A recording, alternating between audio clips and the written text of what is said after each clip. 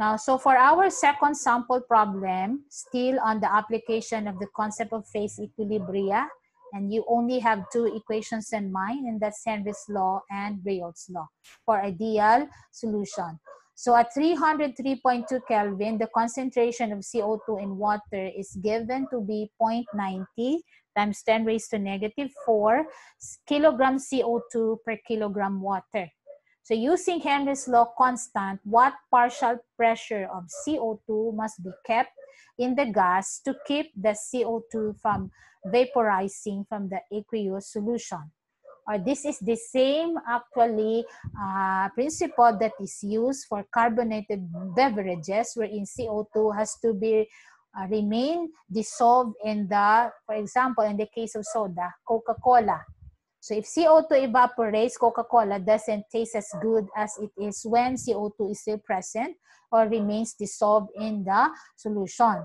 The reason why it has to be drink cold, and the cup should be, or it should be bottled in glass, and it should be cupped with, shall we say, what is the, it should be cupped properly. That way CO2 will not escape. So this is the same premise here, or the same principle that should be used. What should be the partial pressure of CO2 that must be kept in the gas to keep the CO2 remaining in solution, meaning it should not vaporize.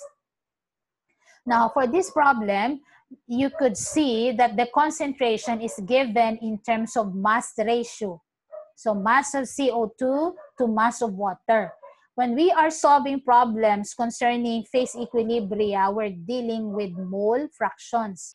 So if it's mole fraction, there's a need for you to convert from whatever units that is given in the form of a concentration value to mole fraction. So in this case, you need to convert from kilogram CO2, kilogram water to, in the first thing that you're going to do is convert from mass ratio to mole ratio. So convert from mass ratio to mole ratio using, of course, the molecular weights of CO2 and water. So in this case, if you will divide the masses here in the denominator, in the numerator, by the molecular weights, you'll be getting the mole ratio, not the mass ratio this time, but the mole ratio of CO2 to water. Then convert from mole ratio to mole fraction. If you have this much of CO2 for every 1 mole of water, then your total number of moles would be 1 mole of water to 3.682 times 10 raised to negative 5 moles CO2. So if you're going to add this to, this will be your total number of moles. So if you need to solve for the mole fraction in the liquid phase, then that would be moles of CO2 divided by the total number of moles. And that would be this one, the 1.00003682. And the answer would be this. If you need to determine now this time the partial pressure above the solution to keep CO2 from vaporizing, then you will have to use Henry's law. So Henry's law gives you that CO2 water system has this Henry's constant, 0.186 atm per mole fraction. Then you need to multiply it with XA. Then this is the corresponding partial pressure above your solution to keep the CO2 from vaporizing. Because lesser than this, your CO2 will vaporize and it will not remain in solution, or it will undergo dissolution. It will escape from your solution. Okay, so take note of a very simple problem wherein the units given for concentration is not appropriate for the equation that is to be used. Okay, now for sample problem number 3, you are asked to calculate the relative volatility of benzene toluene system at 90 degrees Celsius and 100 degrees Celsius. I've mentioned already that benzene and toluene system is an ideal system. So if you recall my discussion a while ago, for this system, determining the relative volatility will be a simple case of the ratio of the pure vapor pressures of benzene and toluene at the indicated temperature. So I'd like to go back temporarily to that table to show to you this one, the table that you will use. So you have here the vapor pressure of benzene and toluene with two sets of units in mmHg and kilopascal. So you can use either of the two set of units, and you have here the temperature. So based on the temperature, you just simply read out the vapor pressure of benzene and toluene, and you take the ratio of the two. That would be the relative volatility at the indicated temperature. So if we go back to our problem here, at 90 degrees Celsius, the pure vapor pressure of benzene is 135.5, and that for toluene is 54. So its relative volatility is 2.51. At 100, this would be the relative volatility of our benzene toluene system. Now, since the relative volatility here is greater than 1, then separation is possible. You have to remember, but anyway, it will be discussed again in distillation. If a system has a relative volatility of less than 1 at the indicated temperature, separation of the components will not be possible. So it should be equal to 1 or greater than 1, referring to the relative volatility. Now, let's go to sample problem number 4, still on phase equilibria. This time, you are to calculate the vapor and liquid compositions of benzene toluene system at 85 degrees Celsius. Now, whether a system is ideal or not ideal, the Dalton's law of partial pressure that you learned from Chemistry 1 holds, as long as the gases are ideal. So in this case, you have the partial pressure of benzene, if benzene is A, and partial pressure of toluene should be equal to the total pressure of the system.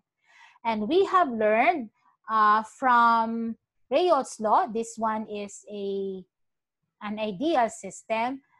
This is PA naught plus. PA naught XA plus PB naught XB is equal to P.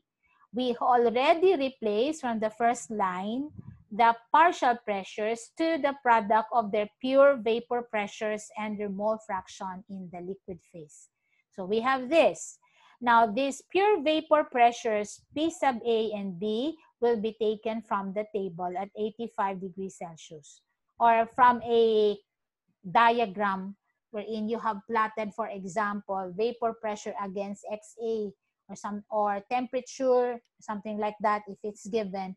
Then you read from that particular diagram the corresponding pure vapor pressure at the indicated temperature.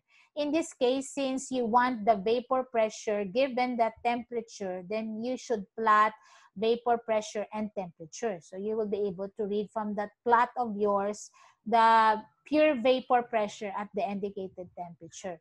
But if you don't want to go through the hard process of having to plot, then you can interpolate, provided that based on the choices that is given in the problem, you will have to, let's say, for example, take the risk of making banta-banta, which of the choices in the problem more or less is acceptable, because you have linearized it, because it's not linear in the first place.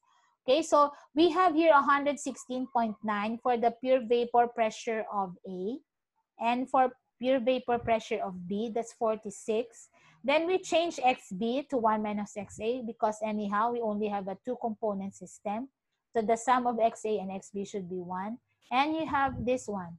You have already the composition of benzene in the liquid phase, and that's 0.78. If you want its composition in the vapor phase, then you use Henry's equation. Henry's law is applicable whether it's ideal or non-ideal. So you have YA is equal to partial pressure divided by the total pressure. So we just substitute the XA that we have here, multiplied it with the by the way, class, this is PA naught, okay? Was not able to edit. So PA naught, the pure vapor pressure. If you multiply the two, that would be partial pressure, and this P, that would be your YA. You are asked to determine the vapor and liquid composition. If you know already the XA, then XB will just be 1 minus XA. Same thing with YA. If you know already YA, then YB will simply be 1 minus YA. Okay, so I only showed here XA and YA because anyway, it's just a matter of subtraction as to the composition of toluene. If you know already benzene. Okay, so that would be the 4 sample problems under phase equilibria which you will use. Actually, the equation, Reynolds law, and Henry's law you will use in gas absorption whenever applicable. Now we go to the real unit operation process that we are tasked to know for this last term, gas absorption and stripping.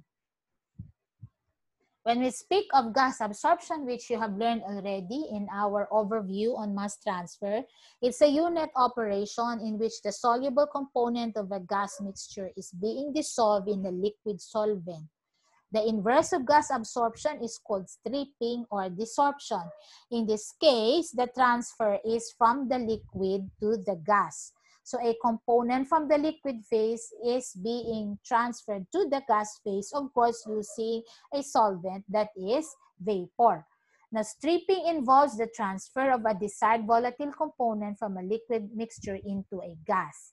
Both these unitary processes, absorption and stripping, in common with distillation, make use of a special equipment for bringing gas and liquid phases into intimate contact. So you will learn for now gas absorption and stripping. You will learn next semester distillation. Both or 3 of these processes uses the same type of columns, which has also the same packing materials if they are supposed to be packed columns. So they have similarities. In terms of equipment, since I'm talking about equipment already, absorption, stripping, and distillation operations are usually carried out in vertical cylindrical columns or towers in which devices such as plates or packing elements are placed. So it could only be, it's not really, it could only be, it could be plates or packing materials because we also have spray towers in the case of extraction. Or we also have bubble cup towers. So it depends on the design of the tower. But the thing is, they are vertical cylindrical columns.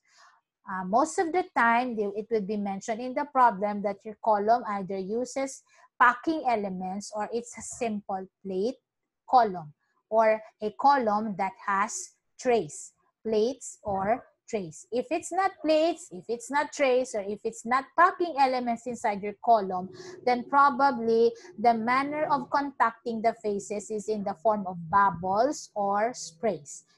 Those will also be mentioned in the problem.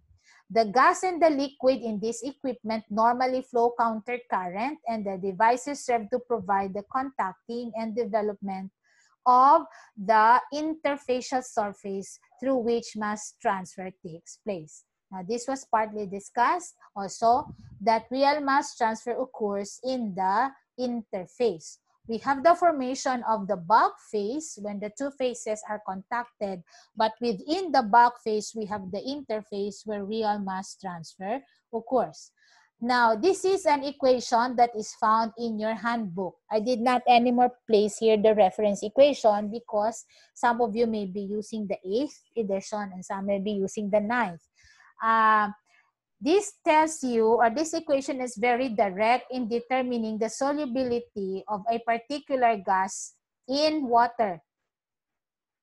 So if the problem is just simply asking you to determine the solubility of a particular gas in solvent water, the solution is very, very simple. It will only need one particular information, and that is the mole fraction of that gas in the liquid phase. Because the M's that you have seen here, the M sub A and the M sub W are molecular weights of the gas and the water. So you can use your periodic table for that. But the problem has to give you the mole fraction of A in the liquid phase. And that would give you already the solubility of your gas A in the solvent water. If the solvent is not water, then we cannot use this particular formula, class. Now, let's say for example, you have this particular sample problem.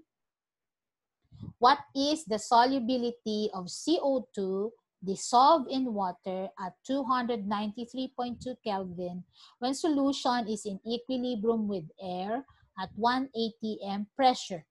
Henry's law constant is provided, the value of which is 1.42 times 10 raised to 3 atmosphere per mole fraction. And the mole fraction of CO2 in the gas phase is 0.43. So you are given the following choices for the answer to this problem. So what is the solubility of CO2 dissolved in water? Okay, given this particular Henry's law constant. Now we will use then Henry's law equation because you are provided already with the Henry's law constant. However, class, you are given also the mole fraction of CO2 in the gas phase. Now, it would be a very simple substitution. As you may say, Miss, pwede mo na substitution diretso to sa formula. Ginhatag mo kaina. Because you have already given us the Henry's law constant, and you have given us also the mole fraction in the gas phase. Then why is it so difficult in this case for this problem to determine the solubility? Now this is a board problem, by the way. I just changed the given so that I can change the choices, but this is a board problem. What makes this problem a board problem, though it's just a simple substitution to the formula, whoever made this problem, is the units of the choices that were provided. If you are to use, I'll go back to this one. If you are to use this formula that I gave you a while ago, the solubility that you will be answering here will have a unit in mole fraction. Because when we speak of solubility, and that's in terms of how soluble is your particular gas in water, that tells you in terms of concentration, what is the amount of that gas dissolved in water at a particular temperature. Now, the units that you will be getting here is mole fraction. It should be mole fraction. Now, what about this? The units that are provided in the choices in this board problem is parts per million. Milligrams per liter is also parts per million actually. The same lang na sila. So the thing is, you cannot directly substitute for now in the formula because of the units that were provided in the problem. But you can start with the use of the formula. You can start with the formula, but it does not end there. Your answer is not what you'll be getting from the formula, but you have to do extra something to that answer of yours. Now, the answer to this is 736 ppm. But the question is, how was this particular value arrived at? So I have the solution here already. So I said you will have to start with the, you have to start with the Henry's law. So Henry's law gives you mole fraction of A equal in the gas phase being equal to the product of H prime XA. In this case, your H prime will be just your Henry's law constant divided by the total pressure that is stated in the problem, which is, I think, 1 atm. It's still 1 atm. So if you're going to divide your Henry's law constant by 1 atm, then your H prime would still be H. So this is your constant. And this is XA, and this is your YA. Now, you are getting XA already. Supposed to be, this is already the answer in terms of solubility, as I have said already. However, you cannot answer this because your choices is not that. Sorry. Your choices is not having the units that you have arrived at. So what will you do? You have to determine the equivalent of this A to the choices provided. So your XA here has to be converted to capital XA. The difference between small x sub A to capital X sub A is that this one is mole fraction while this one is mole ratio. So if we need to determine the moles of water for a particular solution, like having this one, no? This is 0.000301. So 3 zeros before the 3. Then that would be 0.9999699 for the moles of water, because this is already for CO2. Then water must be 1 minus this XA. Or actually, this moles of H2O is actually XB, pointing back to XB. But rather, it's not XB because this is just moles. So this is NB, specifically, the moles of water. So you have here 0.999699. Mole fraction, by the way. So 1 minus XA is 0.999699. Now, from this, you can solve for the big XA. I stand corrected here, class. This should be mole fraction. It's not moles. So I forgot to edit. So this is mole fraction. So please correct. I stand corrected. This is mole fraction, not moles only, because we're already subtracting a mole fraction here from 1. So this is mole fraction water, or that's X sub B. Now, if I have already this 0.999699, then that would be my denominator here. And the moles of the original CO2, which is 3.01 times 10 raised to negative 4, will be here.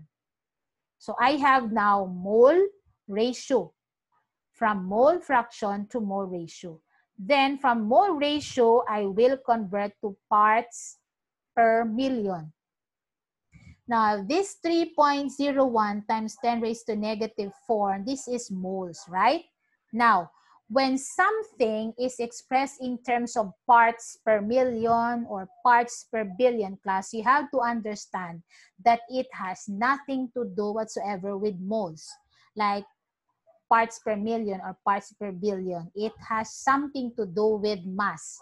So what happens is, from the moles here, the concentration in terms of moles, mole fraction to mole ratio, you are to convert it to mass ratio, because parts as a unit, parts per million or parts per billion, that's the third time I'm saying that, is referring to mass. So this mole here should be converted to mass by a simple use of the molecular weights again.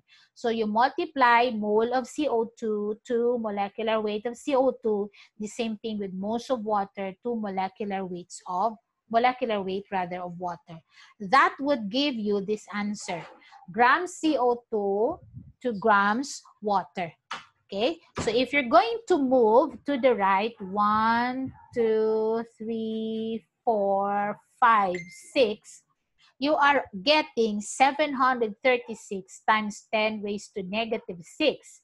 That would mean grams CO2 per grams of water. Or shall I say 736 parts CO2 per million water.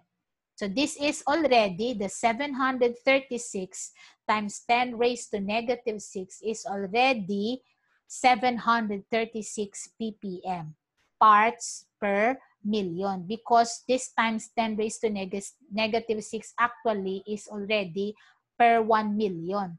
That is why you have in the choices parts per million. So it's a very simple formula, but you tweak it at the end based on the choices that is provided in the problem, because the problem did not give you simple substitution that will require you to substitute to the formula only.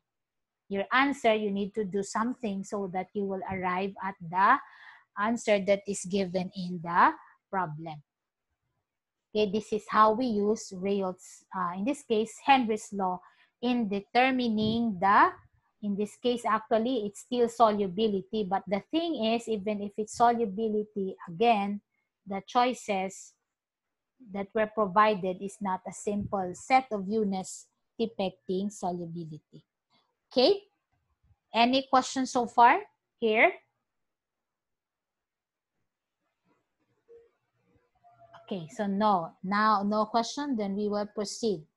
Now, as to equipment selection, so plate columns may be economically preferable for large-scale operations, and are needed when liquid rates are so low that packing would be inadequately wetted.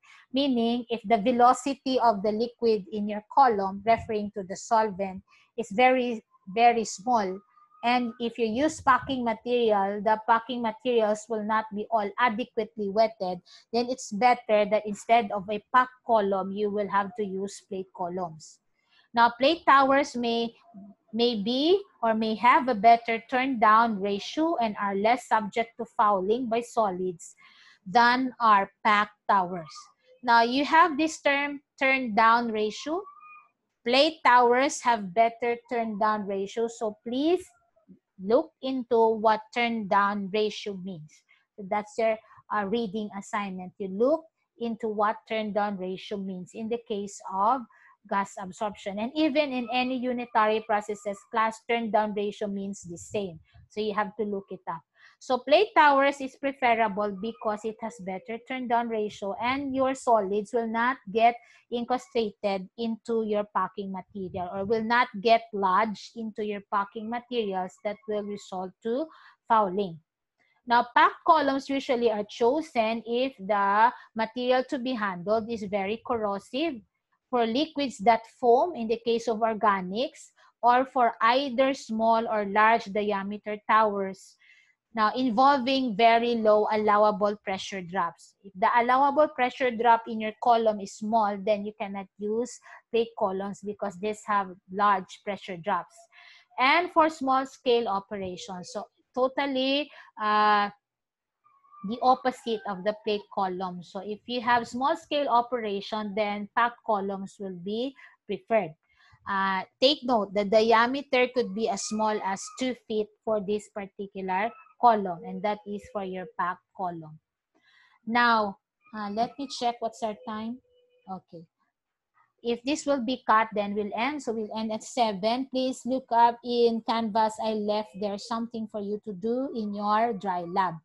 Now, for gas absorption diagram, so you have to correctly, in your solution, write down the diagram for gas absorption. This diagram is the representation of the gas absorption tower by Jan Kuplis. If you notice here, your gas is introduced at the bottom of your tower, of your column, and leaves at the top. The solvent, the liquid, is introduced on top and lives at the bottom of your gas absorption tower.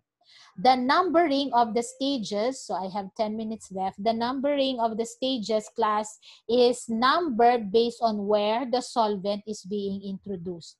So this is your absorber, this is your solvent. So your number of stages, because you will determine later on in the design, the number of stages will be based on the part of the column where the solvent is introduced. Since our solvent here is liquid, so this would be stage 1 or plate 1 if we have a plate column. And this is the nth stage here. The way we label our phases, so this is our feed. In the case of gas absorption, this is our feed. We label it based on the stage in which it came from. For example, this is easier. In the case of V sub 1, we label this vapor as V sub 1 because this gas phase left plate 1 or stage 1. So it's V sub 1.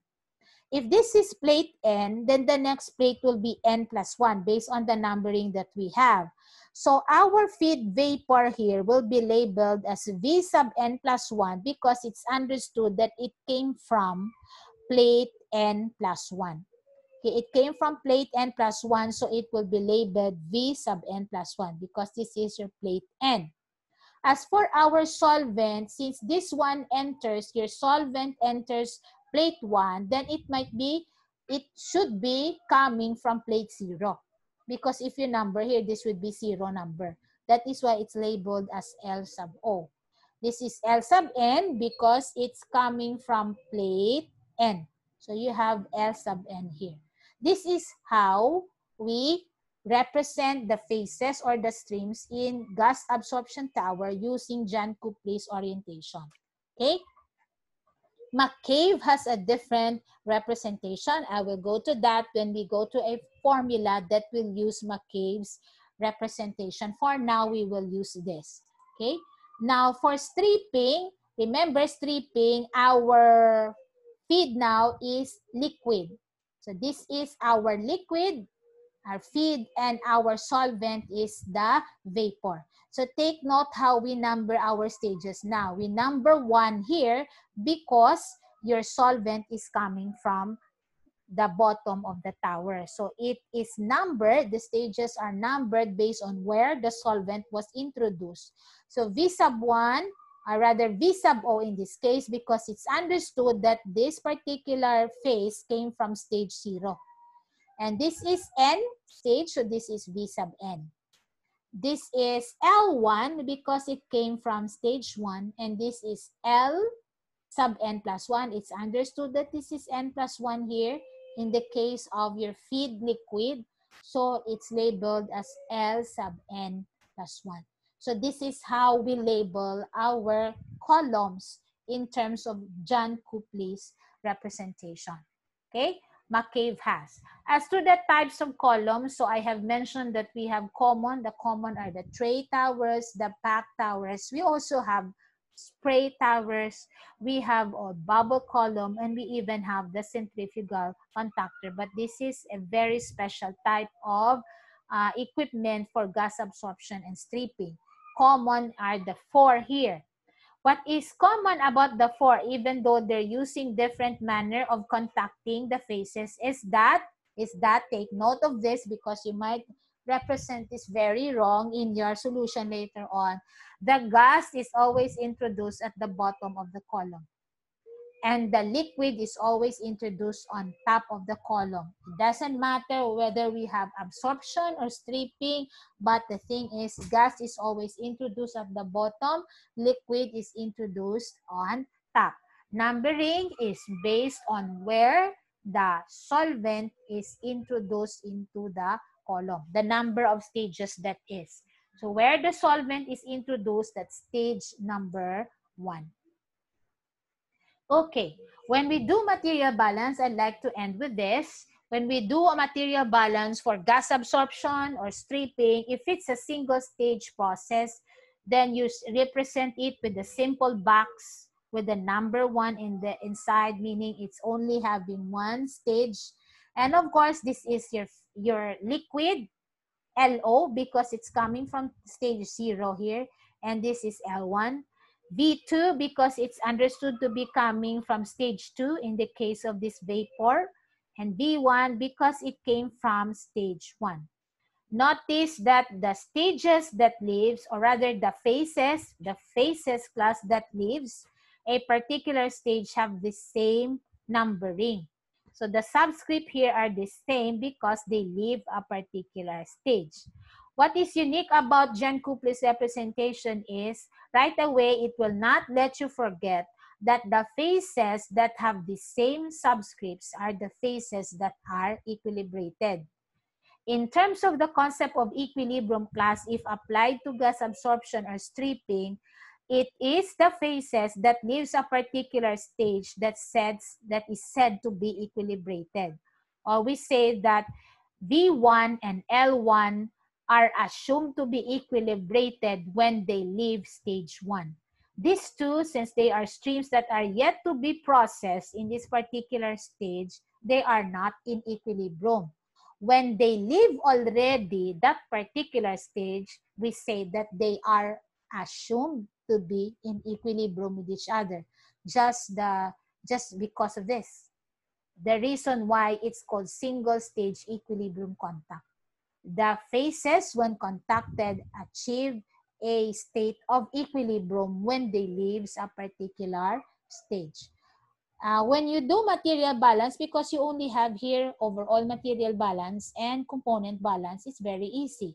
You add the streams that are entering, you add the streams that are leaving. A simple material balance equation like this. And you have the resulting bulk phase M. In unit operations class, especially mass transfer operation, we represent the bulk phase resulting from the contact of 2 individual phases by M. It's represented by M. So if you intend now to make a component balance on either, let's say, for example, component A or component C, you go back to your total material balance equation and you multiply each of the phases that are present in your total mass balance equation by your concentration. Now, in the case of gas absorption, this is total molar balance. Although we say it total material balance or total mass balance, but in gas absorption class, we use mole balance. We use mole balance because in the first place, your concentrations are molar concentrations or not molar concentration nga sa qualitative chem ha, but rather mole fractions. Your X and your Y are mole fraction representation for liquid and gas phases. So we represent mole fraction in the liquid phase by X, mole fraction in the gas phase by Y. The mole fraction class in the bulk phase is represented in the same manner as that in the liquid. So it's still X. Okay? So you copy what you have here and just affix the mole fractions. Just affix the mole fractions and that would be your component balance equation. So this would be your component balance equation. If your system is a 3-unit system, then the sum of the individual mole fractions should be equal to 1. If it's a 2-component system, then you simply have to add the mole fraction of A and B. And that should be equal to 1 in this case. Okay? Now, let me see. We have what we call a component balance on A or in C, but most of the time, class, it's a component balance on the solute, based on the solute. And solute is always A, using inert streams. L prime here and V prime are the inert streams. What do we know by inert streams? And I will end by this. If you have a gas mixture, your inert part of your gas mixture is air. If you have a liquid and you're using, let's say, for example, water, the inert part of your liquid is water. If it's mixed with another component, the inert part is water. So in here, in your component balance equation, you're not anymore using mole fractions, but rather mole ratio. Because 1 minus XAO is actually XBO. But you're still adding the components A in the entering stream and the component A in the leaving stream. So you have now 3 equations. The original overall material balance, the original component balance, and